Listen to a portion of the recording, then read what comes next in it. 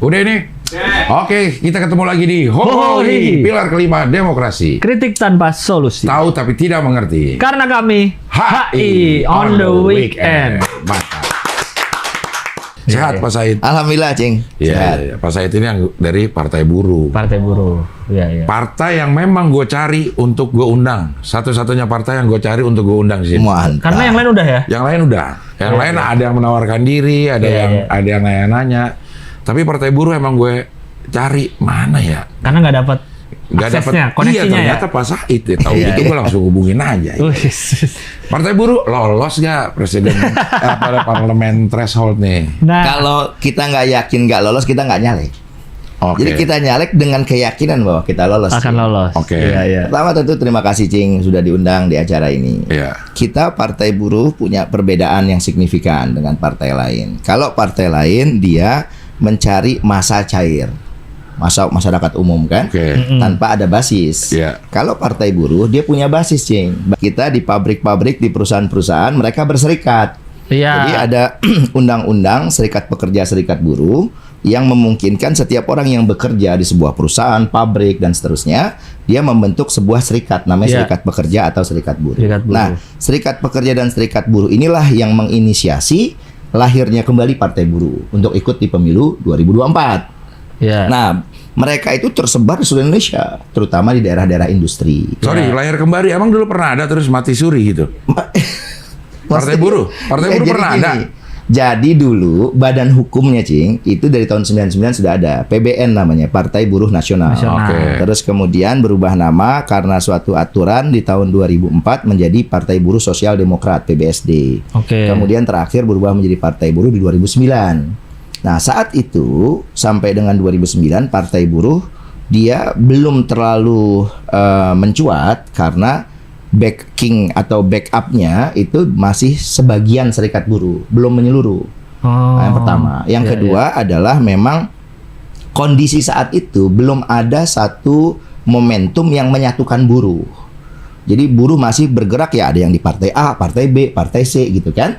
Belum semua berhimpun di Partai Buruh. Sampailah kemudian lahir Undang-Undang Cipta Kerja, Cing. Nah, inilah asal muasalnya Partai Buruh setelah 2009, 2014, 2019 dia nggak ikut lagi, baru ikut lagi sekarang di 2024. Kenapa dia ikut peserta pemilu?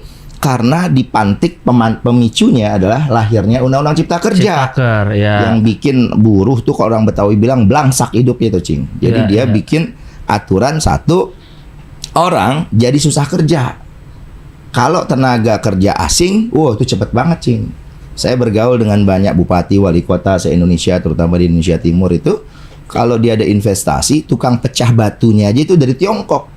Sedangkan warga di situ aja yang bisa mecahin batu, itu nggak dipekerjakan. Sekarang fakta orang cari kerja susah, itu semua orang pasti akan mengamini. Yang kedua, orang begitu harus kerja, bayar. Yaitu bayar ke agen, ke yayasan, namanya outsourcing. Outsourcing itu sebetulnya adalah perbudakan.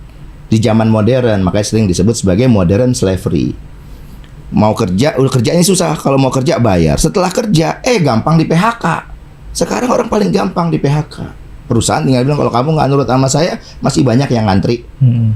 Jadi hak-hak buruh banyak yang dikebiri, gitu. Nah, itu soal yang ketiga. Yang keempat, orang jadi karyawan kontrak itu dulu 6 bulan, Cing.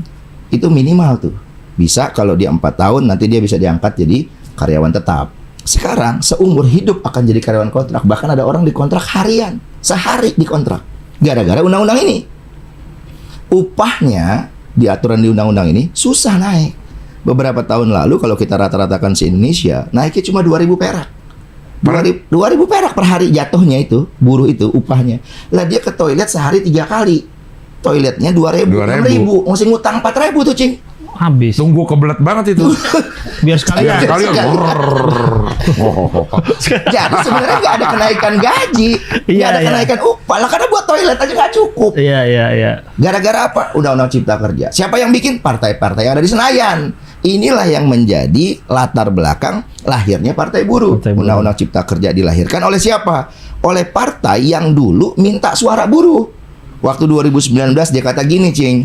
Buruh, pekerja, coblos partai saya, nanti kamu sejahtera. Saya percaya aja. Iya. Buruh-buruh ini percaya cobloslah partai A, B, C, D dan sebagainya. Apa tuh ABCD partainya? Ya kalau kita sebut nanti ada yang tersungging. Ya kan? Jadi kita sebut ya pokoknya ada di Senayan dah, kita Ya, tahu dah ya. siapa aja. Karena disetujui sama Senayan ini ya. Iya, setuju sama Senayan. Itu Ya. kalaupun bilang ada yang menolak omong kosong tuh. Karena pernah kita uji di Mahkamah Konstitusi, kita minta mereka jadi saksi nggak mau. Berarti emang nggak serius aja. Maka oleh sebab itu buruh semua marah dengan Undang-Undang Cipta Kerja yang membuat keadaan tadi yang saya sebutkan tadi itu. Akhirnya mereka sepakat ya sudahlah sekarang waktunya kita bergabung, yang tadi jalan sendiri-sendiri, keluar dari partai-partai yang dulu mereka dukung, gabung di Partai Buruh. Ikutlah di pemilu 2024 ini. Oke lah kalau begitu, sampai ketemu lagi di Hoi. Pilar kelima demokrasi. Kritik tanpa solusi. Tahu tapi tidak mengerti. Karena kami HI on the weekend.